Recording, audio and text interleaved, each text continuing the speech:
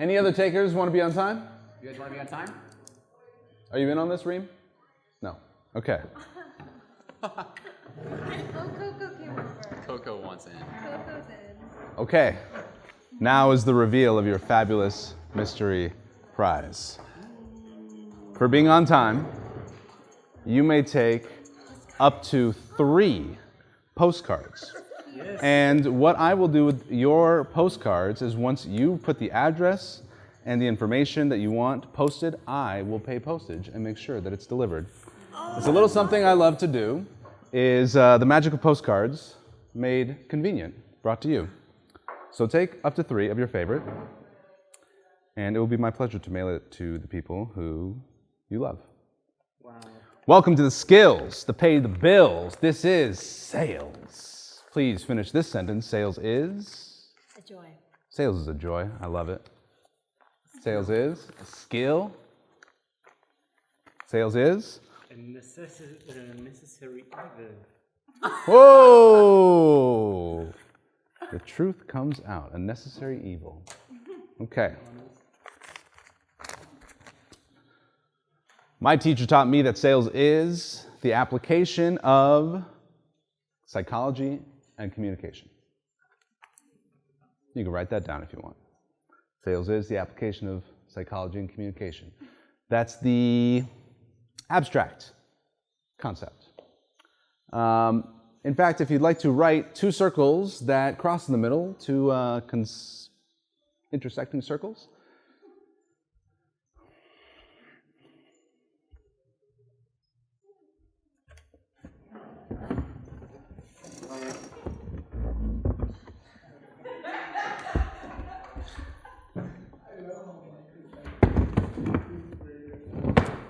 who knows where a dry erase marker is?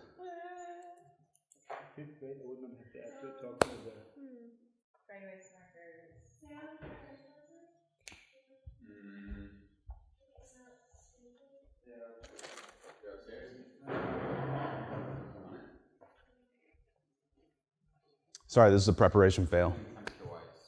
Okay. If you draw those 2 circles, one here and one here, and where they intersect, one word is psychology, another word is communication, and where they intersect is sales. Another definition of sales: helping people make the right decision. If you'd like, you can write that down. Sales is helping people make the right decision.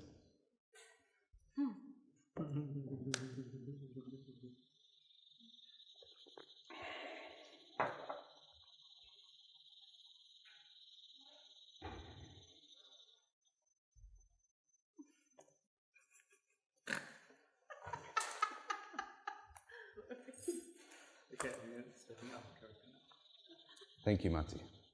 Awesome.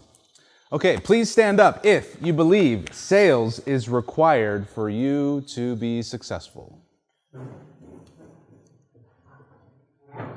Okay. Please stay standing if you consider yourself a full-time sales professional. All right. If you're not standing, you're going to have problems. Yeah! Y'all got problems, except for Vika. Storytelling is sales. Okay. Sales is the art of helping people make the right decision. Every time a decision is made, it will be one of these 4 choices.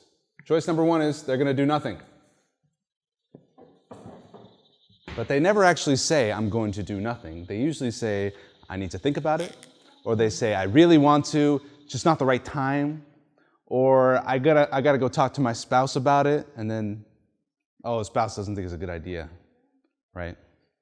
That's choosing to do nothing. But they never say, I have a problem, you have the solution, and I'm going to do nothing. They never really say that.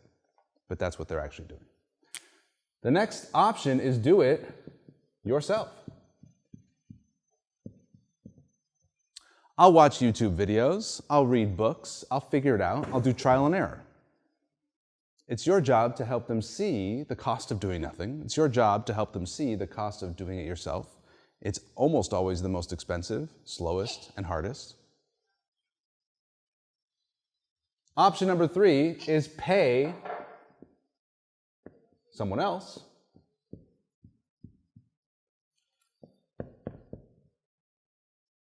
And the last option is hire you. It's always one of these 4 options. So, in the case of Celia and Mika, they're going to have a party. They could decide we're not going to have any entertainment. That's do nothing, or we're not going to have a party. They could decide, oh, I'll break out my own guitar and do some sing-along songs. That's do it yourself. They could hire a DJ, or they could hire the greatest duet of string musical performance that facilitates a spiritual catharsis at their party. That's true.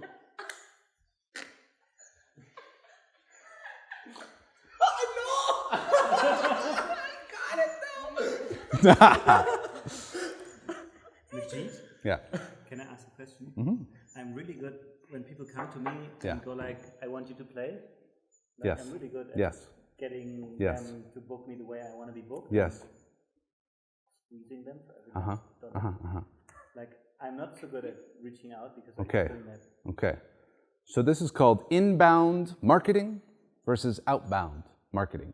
Marketing is communication that facilitates sales. Sales is the decision where they give you money. So when they come to you and they say, we want you to perform at our party, what do you say? Sure. Wrong answer. What's your budget? Wrong What answer. do you want? It goes like this. I'm really busy.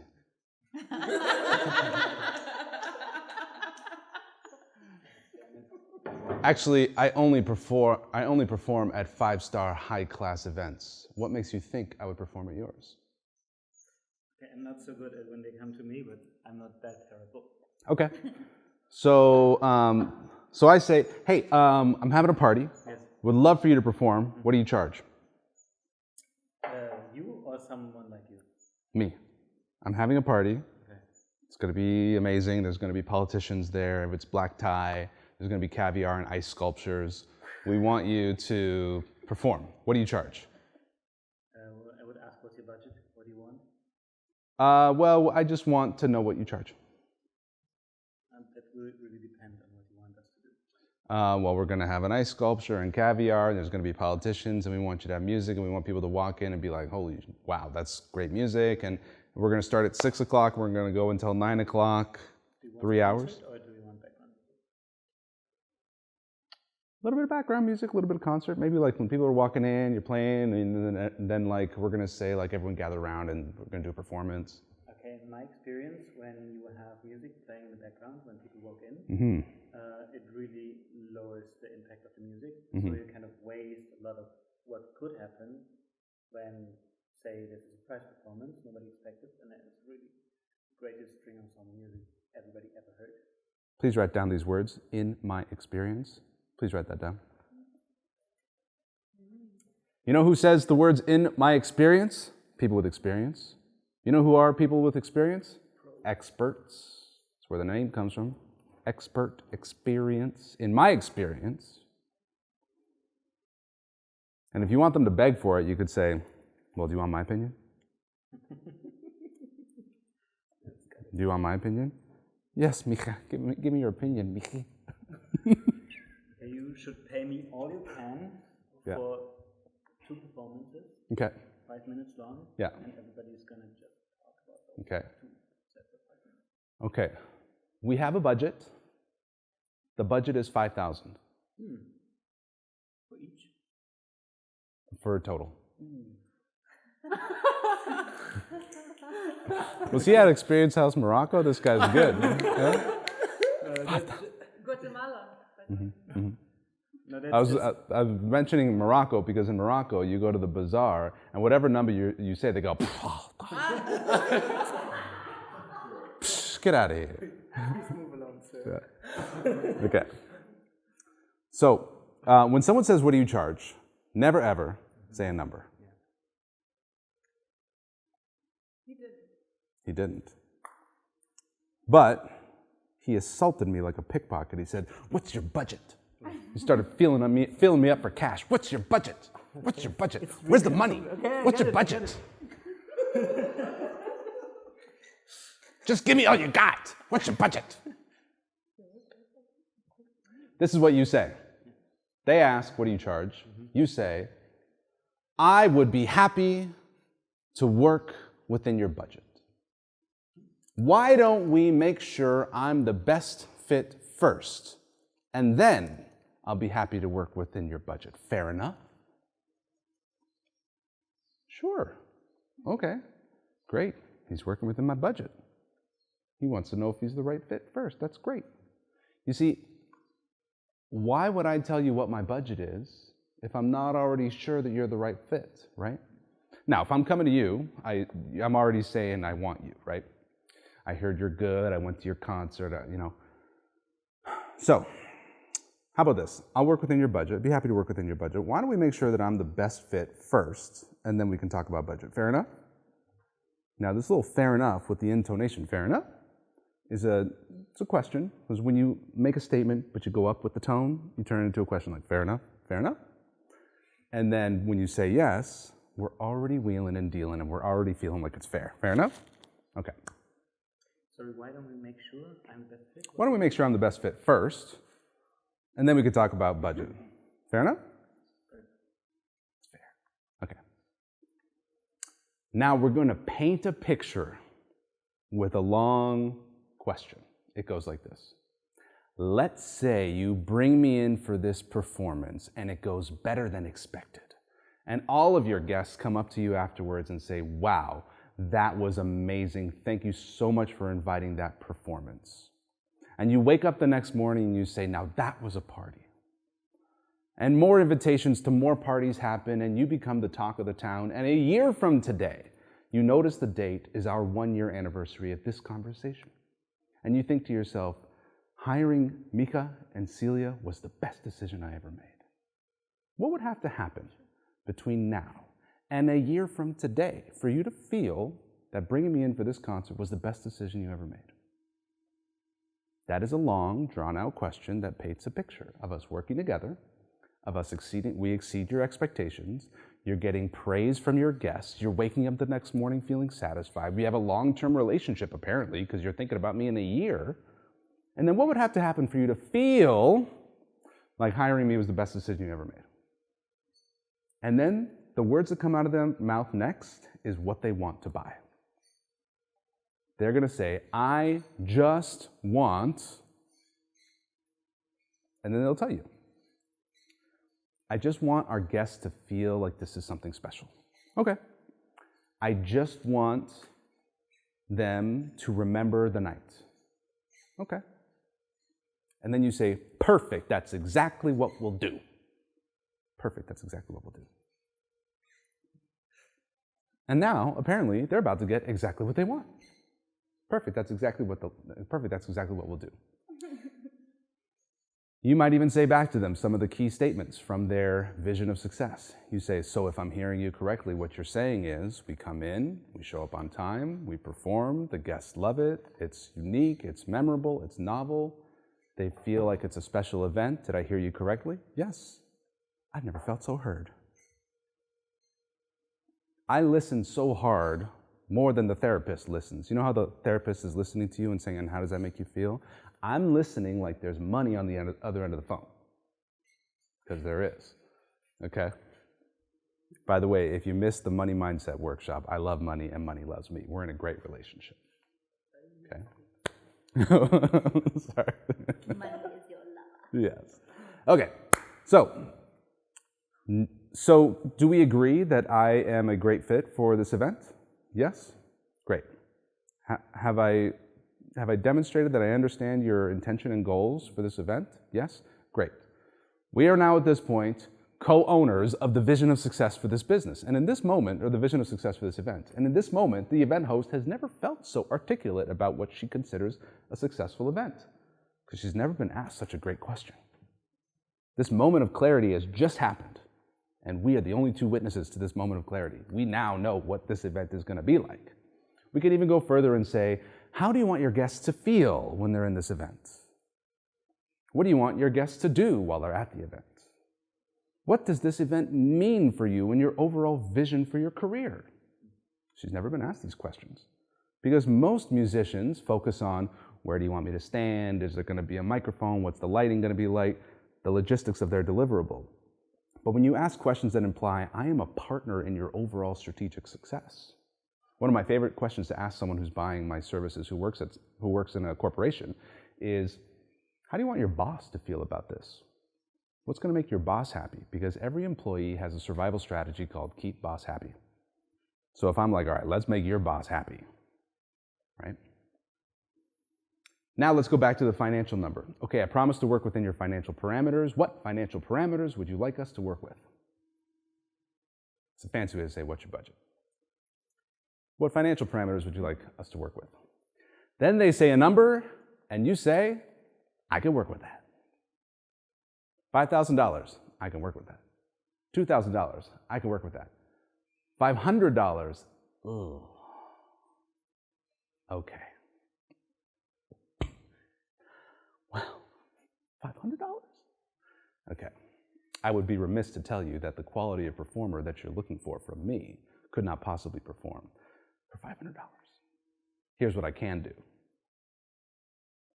I can refer you to my buddy with a Bluetooth speaker.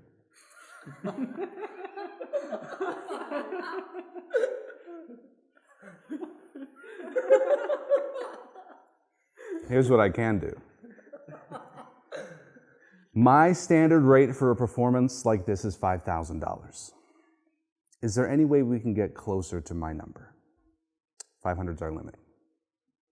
Now you have a choice to make. Do you walk away or do you say yes at 500? Okay. So if you're walking away, then it goes like this. Well, as it turns out, I'm actually not the best fit for you because my standard rate is much higher than your financial parameters you need us to work within. So it turns out I'm actually not the right fit. Here's what I can do. Refer them to someone, send them a track, play this on a Bluetooth speaker and have fun. Or if you really want to take the job anyway, because they try to sell you on this is good exposure. Exposure doesn't pay the rent, but if you want to do it, you can do it anyway. But here's how you do it. You say, my rate is $5,000. Your budget is $500. We are $4,500 short. Here's what I propose. Since I can't discount a $5,000 performance to $500, that would insult my clients who are paying $5,000, and I don't want to offend them. What we can do is make up the difference in value. We have a difference of $4,500. What I value is high quality video, high quality photos, and warm introductions.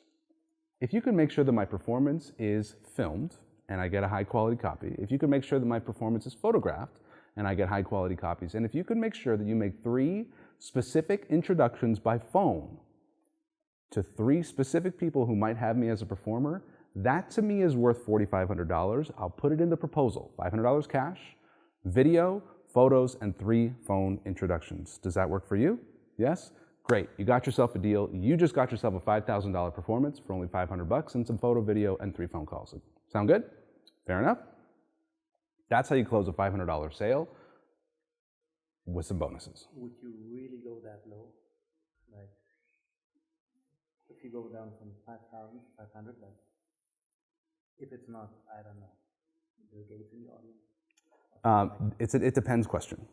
It depends on how much money I have in my bank. It depends on how full or empty my calendar is. It depends on the relationship. I've made the mistake of being overly optimistic of what the value of the exposure is. And so it really depends on where you're at in your career. This is why I recommend marketing so hard that you have a waiting list so that when someone calls you and says, what do you charge? You go, I'm busy. You got to pay to get to the top of my list, right? So it depends.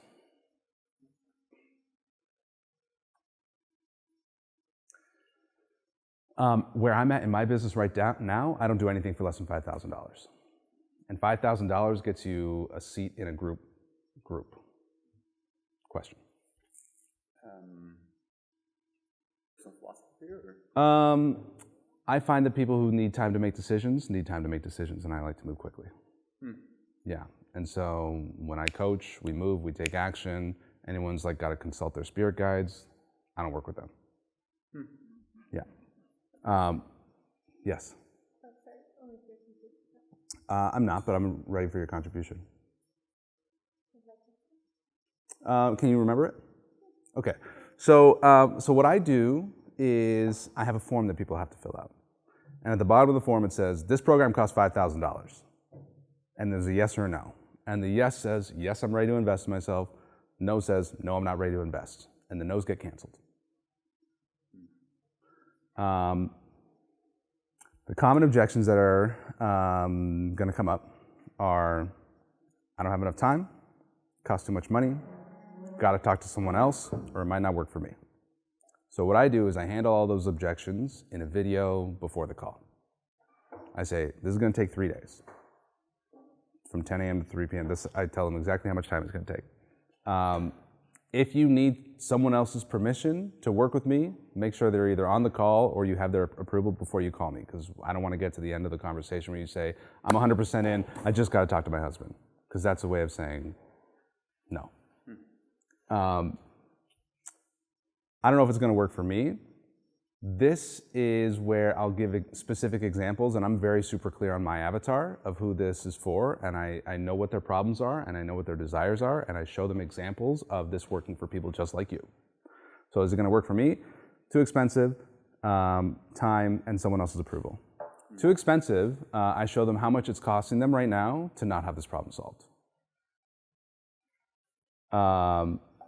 So in the case of Experience House, if it's a $10,000 ticket, you're going to end up spending $20,000 on tour guides and hotels and planes and all this time and all this energy. It's actually going to be way cheaper to just do it with us.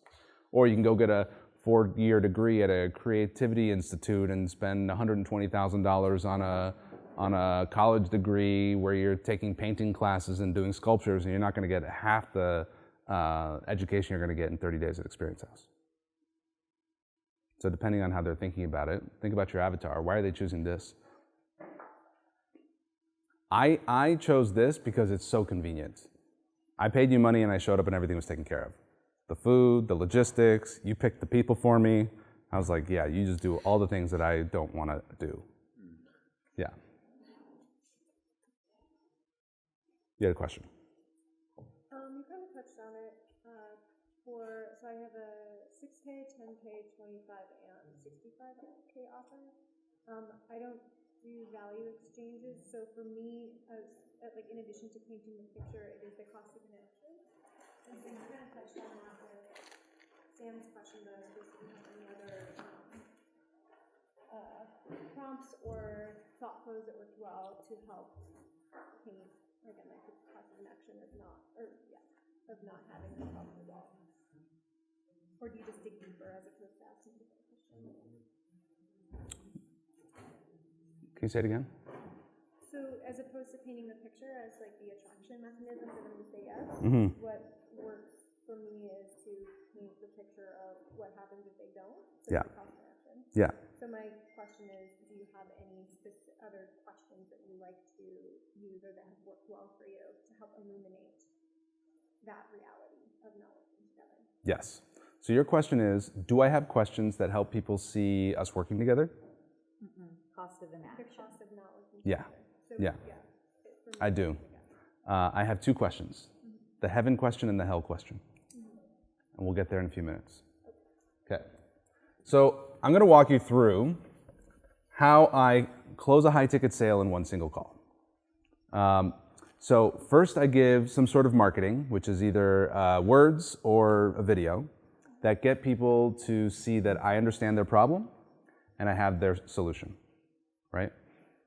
So that'll sound like, if I'm Eskil, it'll sound like, are you having an event with extraordinary people in an extraordinary place, but you want to be in the event and not documenting the event? Do you want to have a video that captures the essence of your experience, but you don't want to be shooting it on your own iPhone or hiring some expensive video team? Do you want to have great photos that make people so FOMO jealous that you're going to sell out your next event before you're done with your first one? Hi, I'm Eskil. I can help you. So it's like you're really speaking their problem, you're really speaking their desires, okay? Then they get on a call with you. The way I do it is I send people to schedule a call with me through Calendly. They fill out a form. My questions are, what's your name? What's your email? What's your phone number? What's your vision of success as it pertains to public speaking? What's your biggest challenge right now as it pertains to public speaking? That's the pleasure island and pain island, if you'll follow last week's metaphor, or vision of success and current struggle, okay? Current struggle, I'm the solution to that. Vision of success, I can get you there. Here's how the call goes. They get on Zoom. I do Zoom. I'm looking good, the camera's straight, right into my eye. My eye is at 1/3 from the top of the screen. The background's good. They're usually gonna say, dang, was that a pool? This is some visual I'm selling. Where are you? You know, I like to get a good background, okay? Then I look at their screen and I find something to talk about. Oh, I see you have a cat. Oh, where in the world are you? Looks like you're at something. So this is rapport building, okay? This is how humans like find ways of knowing each other and trusting each other. And then I go, so what was the number one reason that compelled you to book this call? What was the number one reason that compelled you to book this call? This is a gentle reminder, you called me. You wanted this meeting. What was the number one reason that compelled you to book this call? Then they tell me. And now I have some context into understanding what this conversation is about for them.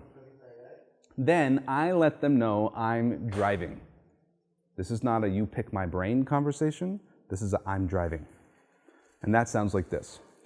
Okay, so I've got some questions for you that are going to help me understand your challenges.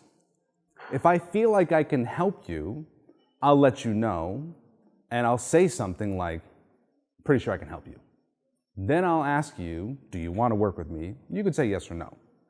If you're a yes, I'm going to ask you to make a commitment and a financial deposit today. Fair enough? Sure. So now they know I got questions. Now they know we're making decisions. Now they know one of those decisions might end in a cha-ching, okay? And I'm at this point within 2 minutes. And if they go, actually, I just wanted to pick your brain.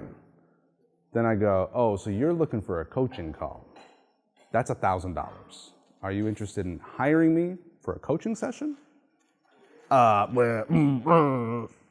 No. Okay, bye. Okay, yeah. So my phone calls, my sales calls, are not to be confused with free coaching calls. They are decision-making containers. What problems you got? Can I help you with that? Let's make a decision. One of the four. You're gonna do nothing, do it yourself, hire someone else, or hire me. Okay. So then I'm gonna say, so what compelled you to book the call with me? What's your vision of success? And I'm gonna pull up their application. So you wrote when you filled out your vision of success is, and I said it back to them. Tell me more about that. Tell me more about that. That's not a question, that's a command, because I'm driving. Tell me more about that. It sounds gentle, but I ain't asking. Tell me more about that. Then I say, I've developed a tool that helps my clients identify which out of 28 different things they could be focusing on to grow their business, and which is the one most important for them to focus on first. Can I show you this tool? And they say, Yes. yes. Please. Please. And then I pull up this tool. But first I gotta tell you the first time I ever used this thing. All right, so I learned this thing. It's called the opportunity audit. My sales coach taught me about this opportunity audit. He says, write down 28 things you can help them with. Let them check off as many as you want. And the first time I had a sales meeting, it was at the Museum of Natural History in Ottawa, Canada. I set up this coffee date across the street from where I had my job. I had my job at the YMCA where I was making $900 every 2 weeks, $1,800 a month. And I set up this meeting with this guy. He wanted to hire me for some consulting. And I didn't even really know what consulting meant. All I knew was like they were gonna give me money and I was gonna like help them with stuff. And so I printed out this sheet of paper with 28 different things. I'm about to show you what it looks like. And I brought it in like a nice folder, and I opened up the folder and I flipped it around. I took out the sheet of paper and I slid it across the table like this. So this is what it looks like. This is what I use right now. Okay, so this is a list of 28 things. And I said, at the top it's got one question, and the one question was, what do you need to grow your business? And in this case, I write, what do you need to grow your business with public speaking? Because that's what I help people with now. Mark all that apply to you. and I say, go down the list. You could check off as many as you want. This is what's on the list. Landing more paid speaking engagements, yes. More effective presence and presenting skills, yes. Explaining more effectively why people should book you on your stage, yes. Explaining more effectively why a prospect should hire you now, yes. Improving your personal brand, yes. Clarifying what to say, ask, and do to succeed in public speaking. And this goes on to do 28 different deliverable things that I deliver to my clients. And as they're reading it, they're imagining all these results, because you can't help but imagine when you're reading it. And they're going, yes, I want that, yes, I want that, yes, I want that. And I go, great. So it looks like you did pretty much all of them. Now, if you would have checked none of the items on this list, I would have had to end the meeting and say, sorry, I can't help you, because that's all I do.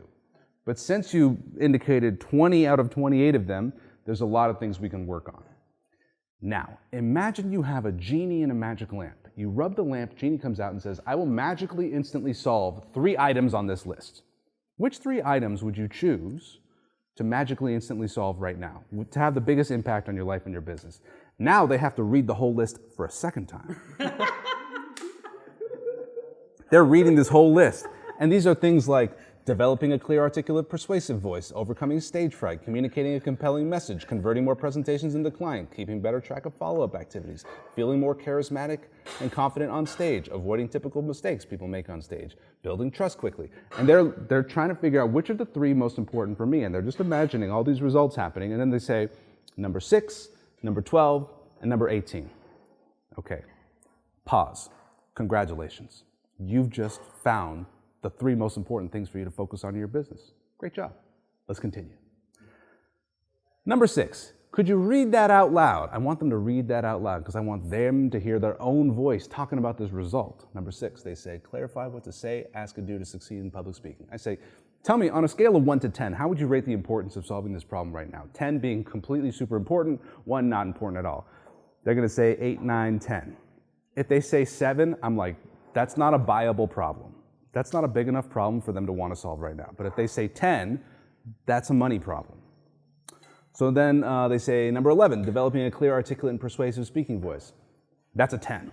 Next one, they say 22, developing a plan to get on more stages in front of more audiences. That's a 9. Okay, so you said this one's a 10, and that one's a 10, and that one's a 9. So we got a 2-way tie for most important. Congratulations, you've just identified what the most important problem is for you to solve right now. Okay, so here's the heaven question. Actually, before the heaven question, I say, so tell me more about that. Tell me more about that issue for you. Tell me more about that. And they're describing, well, I really have this problem, and, I've been trying this other stuff. And I say, and what's that costing you right now? And they're telling me, it's stressing me out, I'm spending so much time. Who else besides you is suffering because of this problem? Oh, well, my kids, because they see me stressed out, and my husband, because I'm always working late. Okay, so this is affecting your kids and your husband and your clients, and you're stressed out. What have you tried so far to solve this problem? Oh, I've hired a coach, I got a book. Okay, why didn't that work? So I'm just helping them articulate about this problem. Now I really understand it, and at every point they're speaking, I'm always saying back to them, so what I'm hearing you say is this and this. Did I hear you correctly? Listening is the killer skill of sales. Write that down. Listening. Maybe not the word killer. Maybe listening is the ultimate sales skill. Listening is the ultimate sales skill. And people will buy when they feel heard. People will buy when they feel heard. So, now I say, so they're telling me about the problem, I'm saying it back to them. Do I understand correctly? Is that what you're saying? Yes, you understand correctly. And they're feeling like they're leaning in and they're going like, finally, someone understands me. And I'm literally just telling them what they're saying, what I'm hearing.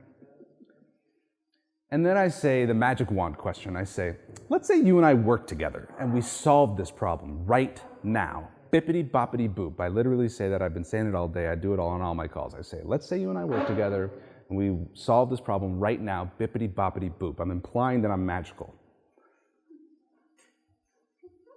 What do you think your life and your business would look like? I use the word look because it's a visual question. What do you think your life and your business would look like a year from today if we could solve this problem right now, magically, instantly? Then they describe heaven. This is why I call it the heaven question. So the heaven question again is, let's say you and I work together and we could solve this problem magically, instantly, right now. What do you think your life and your business would look like a year from today? And then they describe it. So my clients will usually say something like, oh my gosh, and their tone changes and their posture changes and their face lights up and they say, oh my gosh, I would be traveling more, I would be making 6 figures, I would be speaking on stages, I would have enough money to hire an assistant, I would have my online course launched. I say, and what do you think your finances would look like? Look like, visual. Oh my gosh, I would have money in the bank, I'd be making $20,000 a month. Who else besides you would benefit from this? Oh my God, my kids and my spouse. Great. And how would it feel if that was your reality 1 year from today? And they go, oh, it would feel amazing. It would feel like freedom.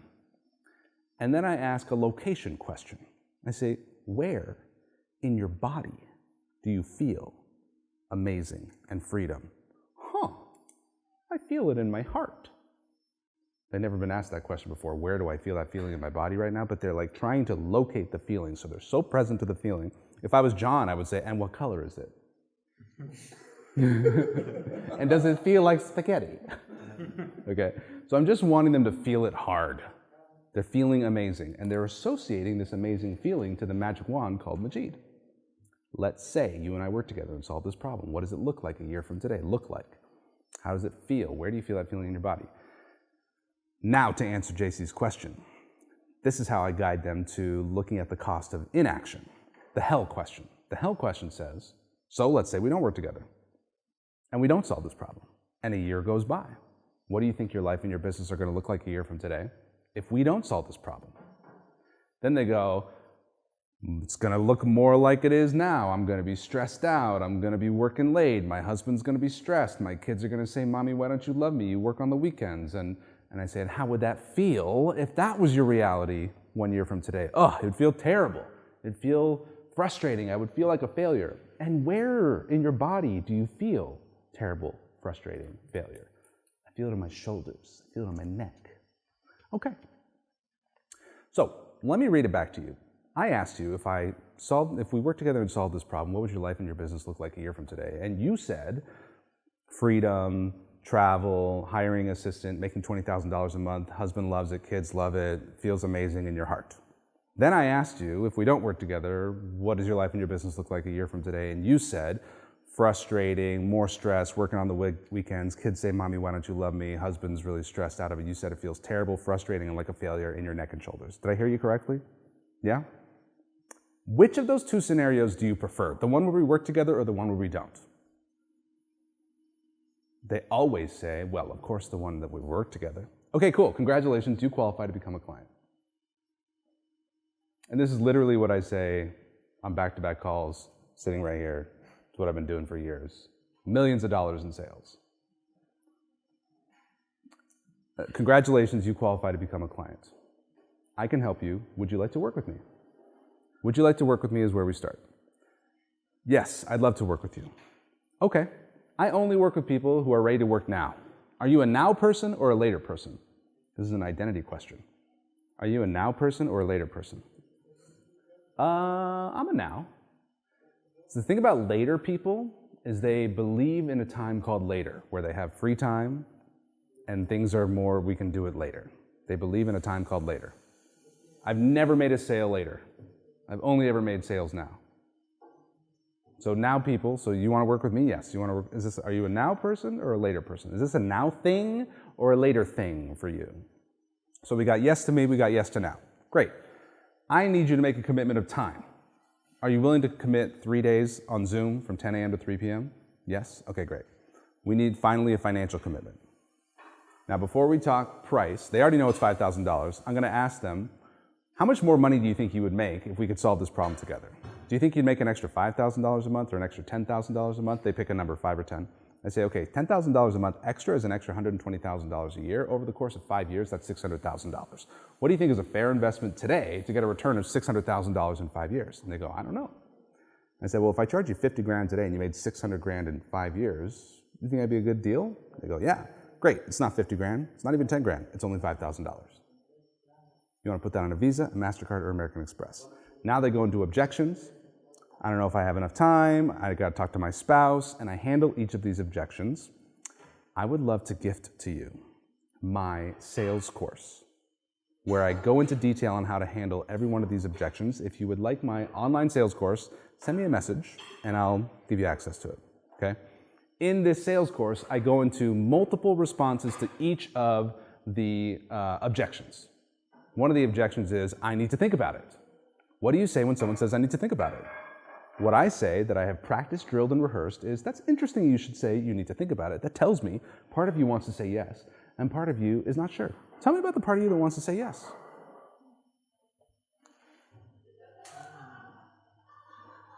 Okay. And then the sale is not done until the money moves. Now I'm going to get into the metaphysical woo-woo part of sales. You guys ready for that? Can I go into the metaphysical woo-woo part of sales? Yes? Sure. Okay. Any questions so far? No. Okay. I have one. If you wanted to keep your current circumstances, but I'm assuming that. Let me ask you, do you want to keep your current circumstances? Of course not. Yeah. Okay, cool. Would you like to solve the problem sooner or later? Cool. So I only want to work with people who feel this 100% in alignment. You can feel it in your body if it's 100% aligned. Let me ask you, on a scale of 1 to 10, how are you feeling in terms of alignment? 10 feels totally aligned, 1 feels completely wrong. Where are you at right now? I think I'm 7.5. What would need to change for you to feel like a 10?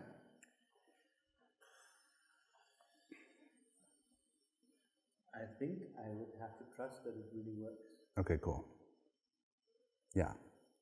So let me ask you, let's say you sign up to work with me and it goes better than expected. And you get all the results you wanted and bonus special extra results. Would you want to move forward today if that was the circumstance? Okay, great. So what would that look like for you?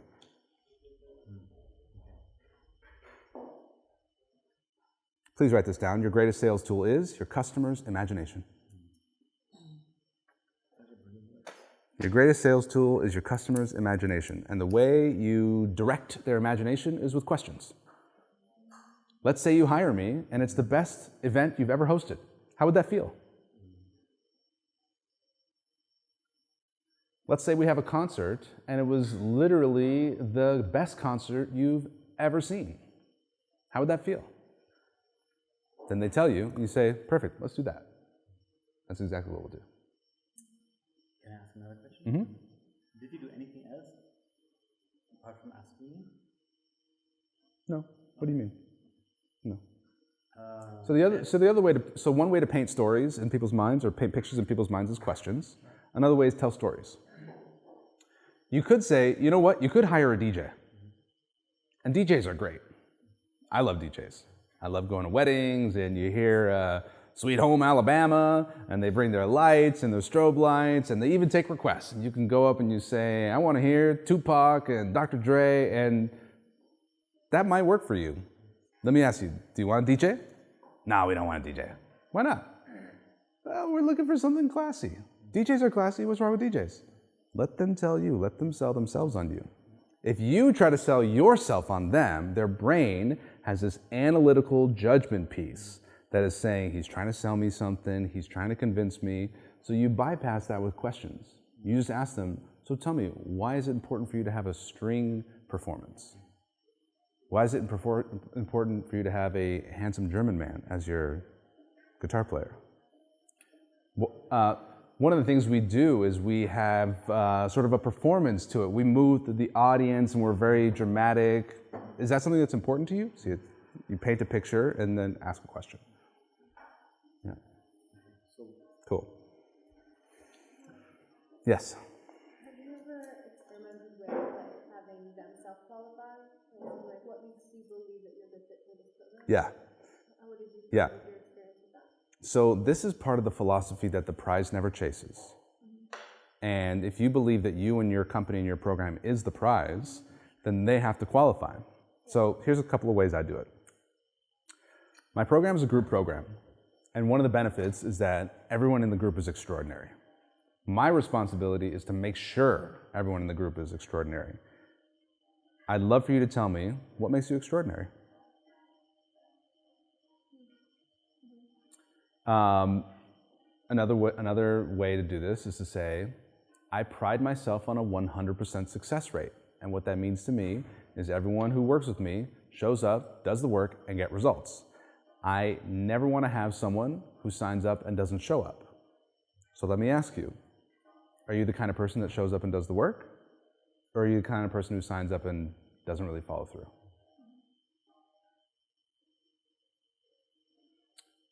We have a lot of applications every month. We do a lot of interviews like this, and we only take 5 people per month. It can be hard for me to choose which ones to pick. Why should I pick you?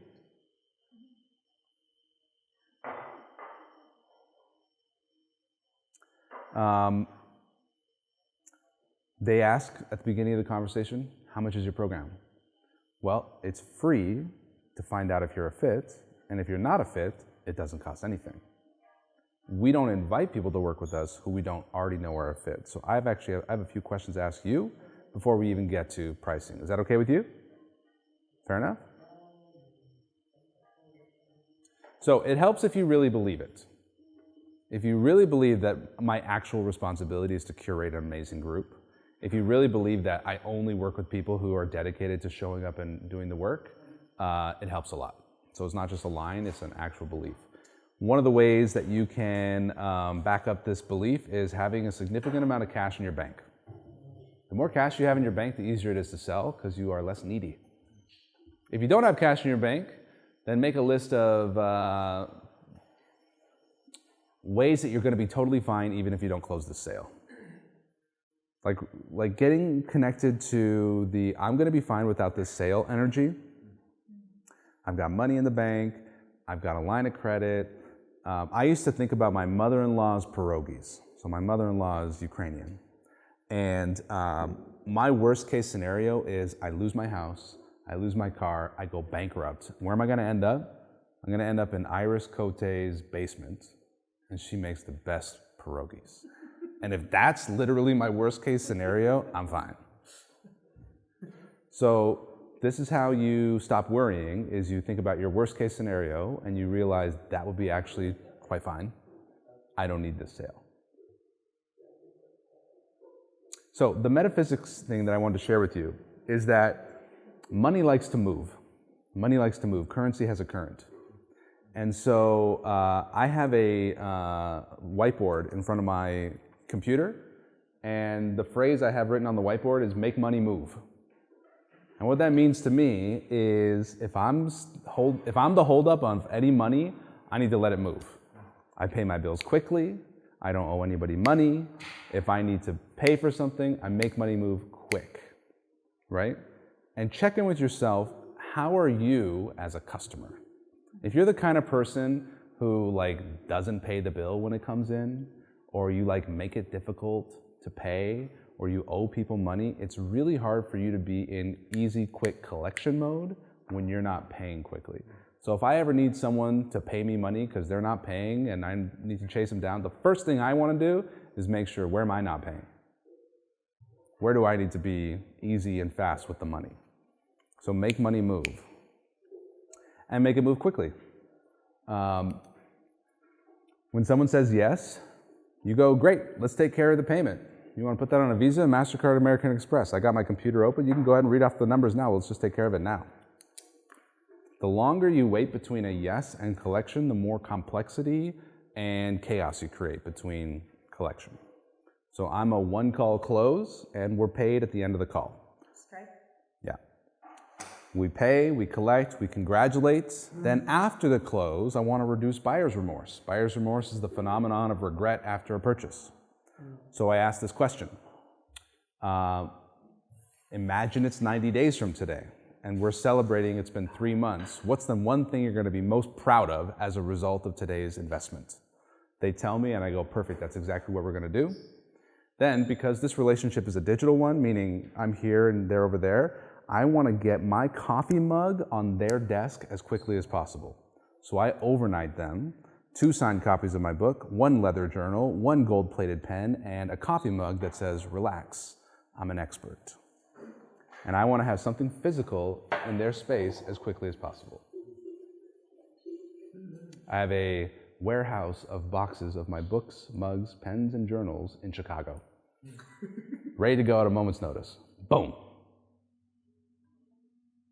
Like everything prepared. Oh yeah. Branded with stickers and everything. Yeah. So, that's the one call close. What compels you to get on this call with me? What's your vision of success? What's your challenge? What's that's costing you? Who else is it costing? Let's say you and I work together and solve this problem today. What do you think your life and your business would look like in a year? Let's say you and I don't work together. What do you think your life and your business would look like a year? How's that feel? Where do you feel that in your body? Congratulations, you qualify. Are you a now person or a later person? Is this something you can invest a little bit of time in?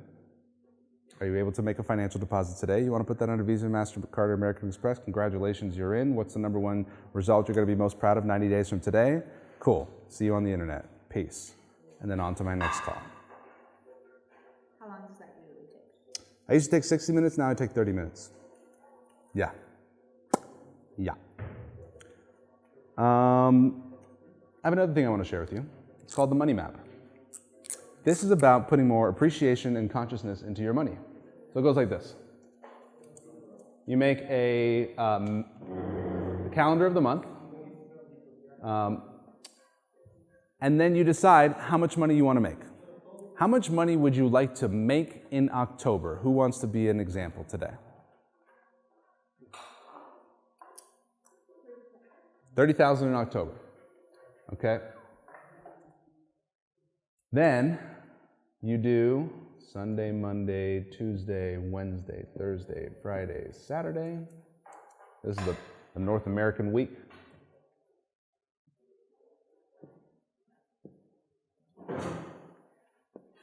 Then you write out each day, make yourself a calendar.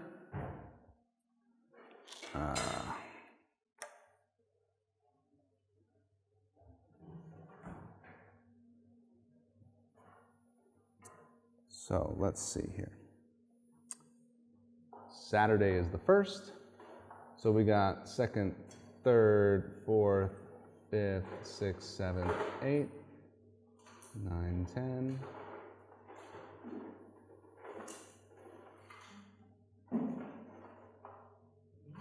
You take payment by Stripe? Can you pull open your Stripe account?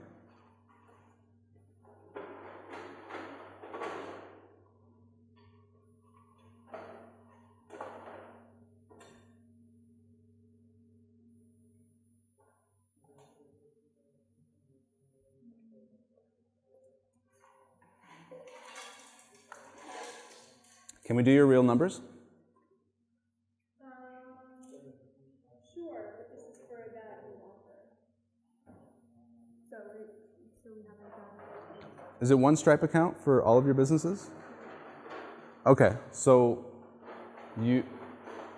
why did you tell me that? Because between now and the end of the month, we're So are you saying that there's 0 sales for now? for that offer. Okay, I'll just do mine.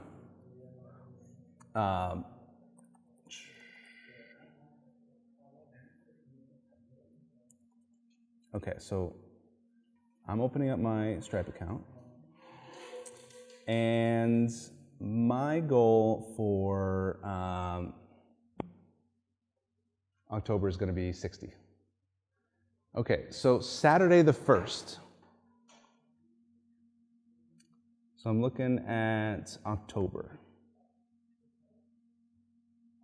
So October 1st, 4,000 from Steve, 3,000 from Mary Lou.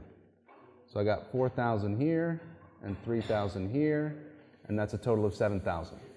So now at this point, I have a gap. I want to get to 53. I'm 53,000 away from my goal at the end of the 1st. And I send Mary Lou a little thank you. I send Steve a little thank you. Thank you, Steve. Thank you, Mary. This is an energetic thank you. This is appreciation. Then Chris, on the 3rd, paid 4,000. Now on Sunday, I had a 0 day. I don't like 0 days because every day is a money day. Steph paid $1,250 payment plan on the 4th. Thank you, Steph.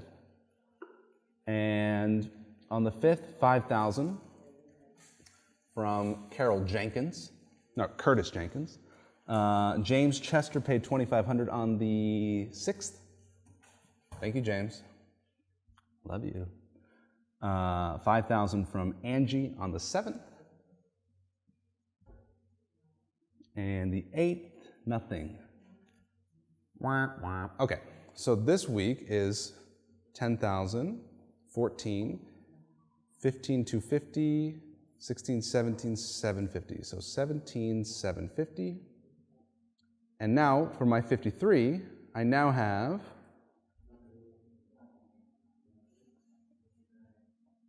$53,000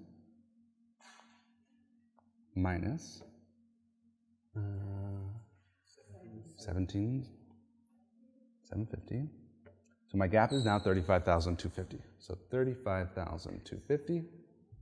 And the way I do these at home is I take a flip chart paper, big flip chart paper, sticky one, draw a map, and I write the number and I write the name of each person. So the number and the name, because I want to send a little appreciation. Because what you appreciate appreciates.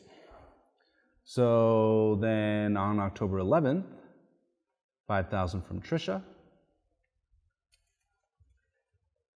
So nothing on Sunday, nothing on Monday. Okay. Another 5,000 from Georgia.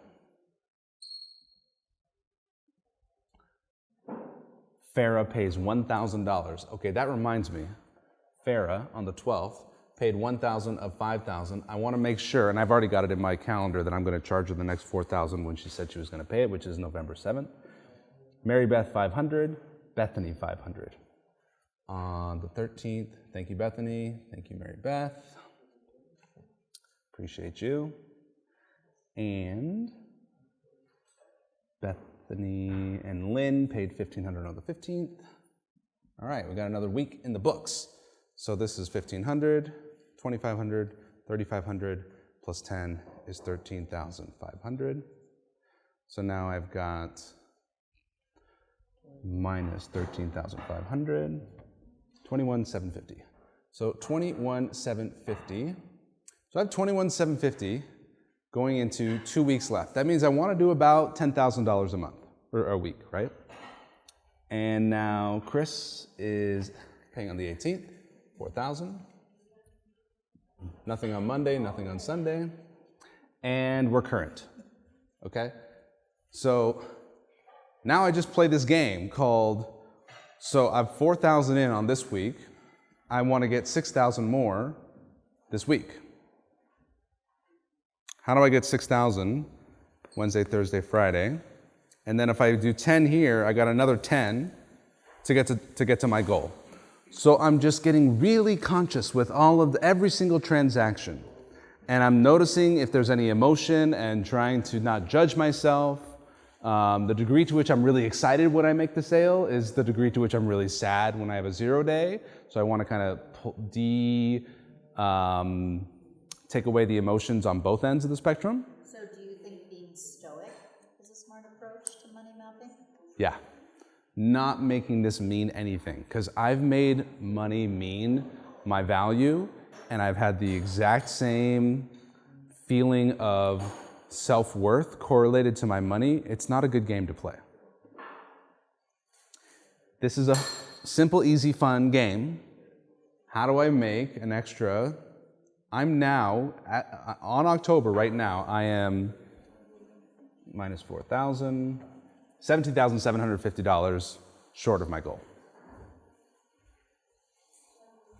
So now, who got my money is the question, because my money is in other people's bank accounts.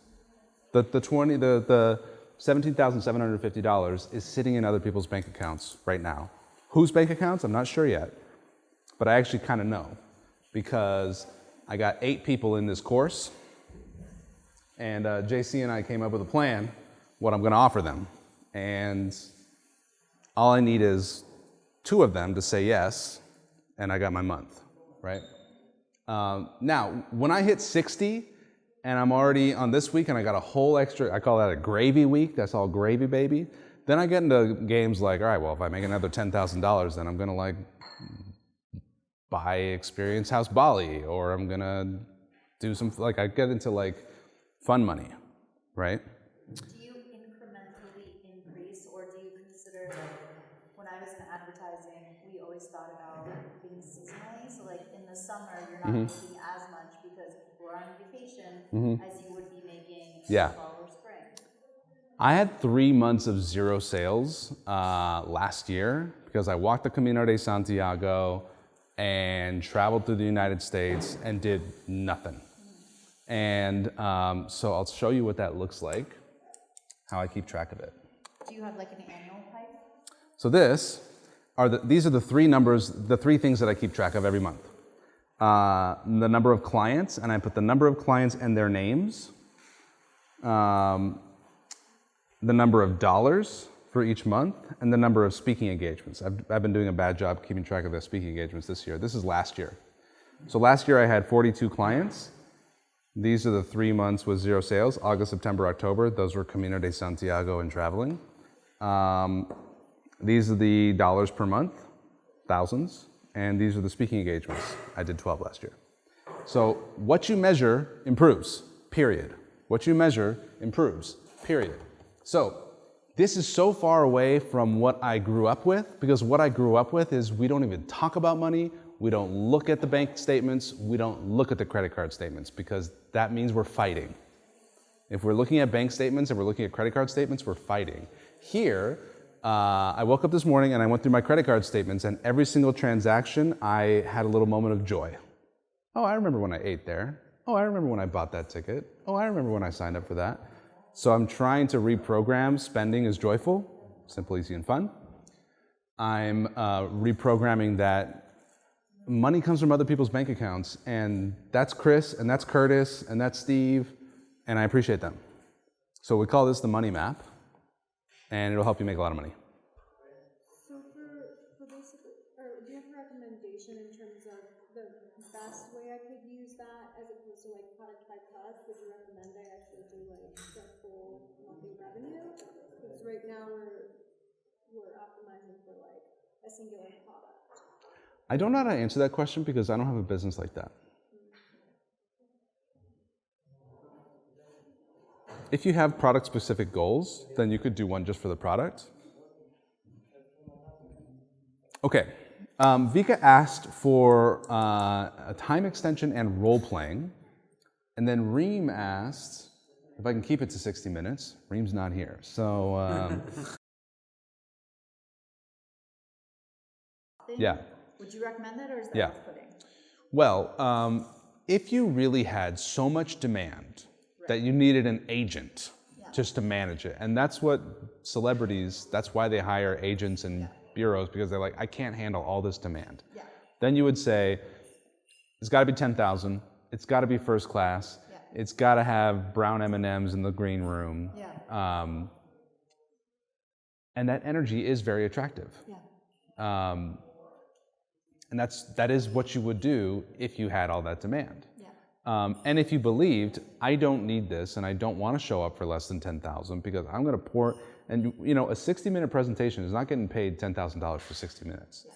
It's getting paid $10,000 for a lifetime of learning, months and months and hours of research and preparation and practice. And if you say, I don't work for less than 10,000, and they go, oh, so sorry, our budget's 5, maybe next time, then you might not like that outcome. If you prefer the outcome where you get the 5,000 and they think they're getting a $10,000 speaker, then you do something like that script. Yeah. Yeah. I think my last question is, so I built my business through, we talked about this before, like word of mouth, and it's always people who are like, I've seen you do this for that person, can you do it for me? And there's not really a sales conversation. And we're starting to diversify our marketing with like this new product and this new funnel. So there are people who don't know me as well, which is going to require more sales conversations.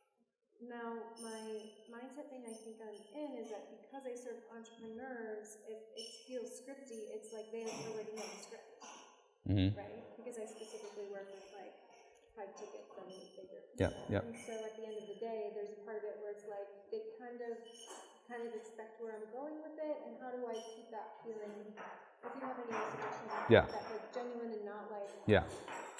So what I'm hearing the question as is, if I'm selling to sophisticated buyers who are great salespeople and know all the scripts and all the questions, how do I have a conversation with them where they're not feeling handled, manipulated, or in some sort of like sales script, but actually feeling like they're having a valuable conversation?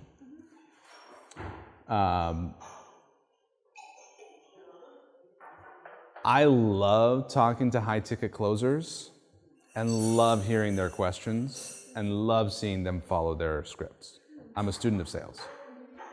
And I also want to know that they have a brain and they're not just like saying the same stuff, right? Or saying without thinking, right?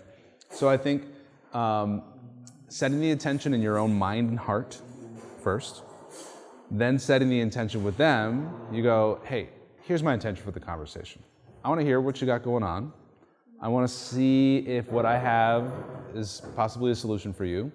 I want to help us get to a decision today.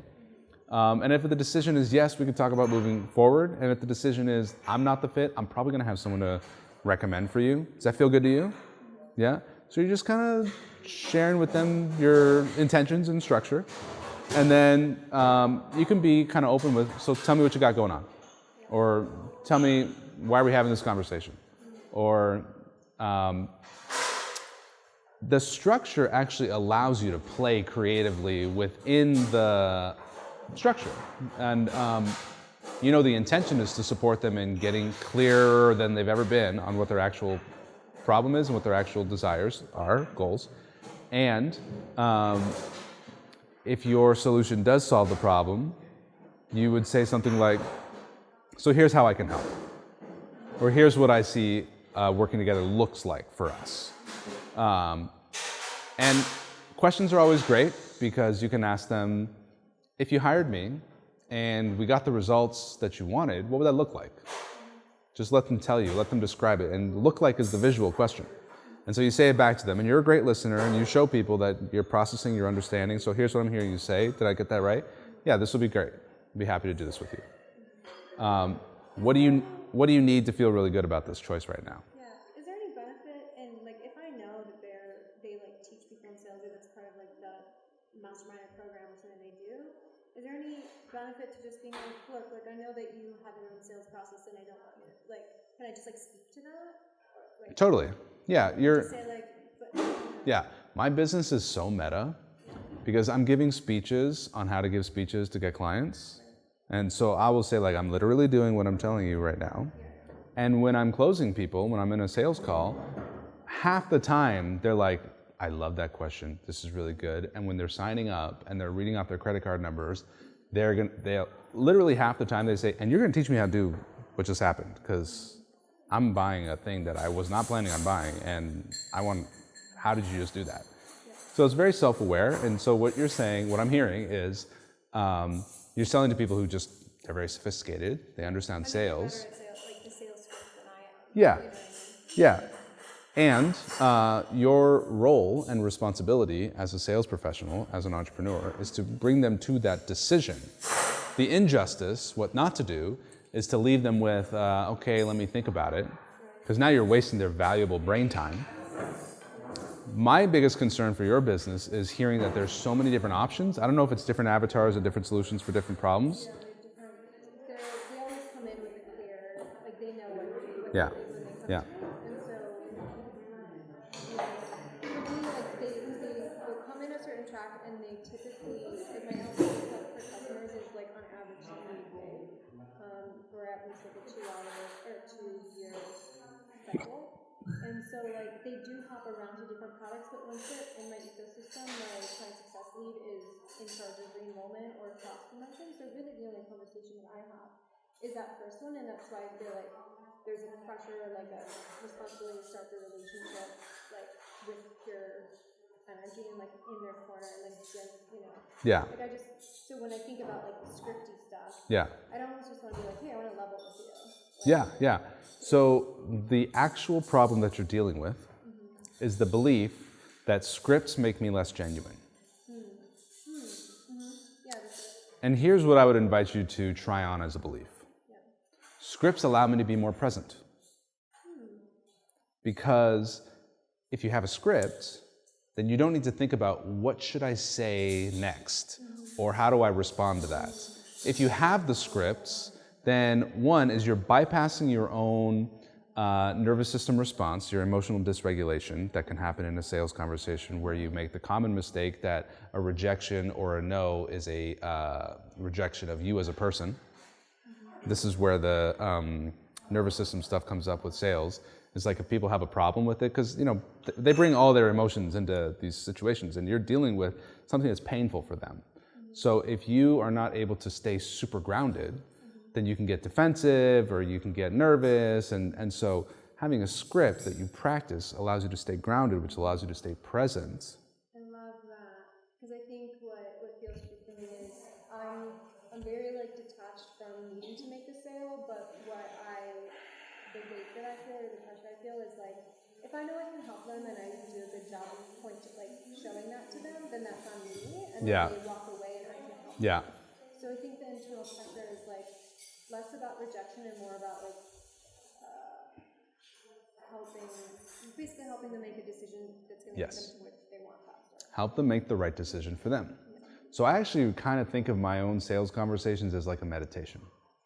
I get into a little prayer before I look at their name. Sometimes I'll go to their website and I'll like send them good vibes, and I'll really want to connect with them and really I'll often even guide them and say like, let's take a deep breath together, and just like this could be like a really important moment for you. This could be a life-changing conversation. And I do believe that whether they buy from me or not. And people get off the calls with me and they're just like, you know, like, wow. I've never been so clear on what I actually really want. I've never been so clear on what I'm actually really struggling with. And you made these options very easy for me to understand. And I can't do that if I don't know where I'm going in the conversation. What it used to look like for me is it's like they're gonna pick my brain, they're just gonna ask questions, and I'm like, I'm gonna answer it really smartly, and I'm gonna give them really smart answers, and then they're gonna be like, wow, you're smart, let's work together. But that's not really, and also, I get to shift into different ways of being that is appropriate for the moment, which can sometimes be a cheerleader. It could sometimes be a tough love with the hard questions guy. It can sometimes be a pause that's so awkward and so long, you know, until they say, so what do you charge? You know, like, so just like being able to help them through some of these moments and being super grounded is really important. I think of martial arts and judo. Please don't be confused by my physique. I actually don't know how to do any of these things, but it is a metaphor. And the metaphor is that in judo, they come at you with certain momentum, and you use that momentum to guide them to the floor. And the metaphor for me is like all the reasons they think they shouldn't buy are the same reasons that they should buy. The reason why you can't do it. Yeah, because they believe it to be true.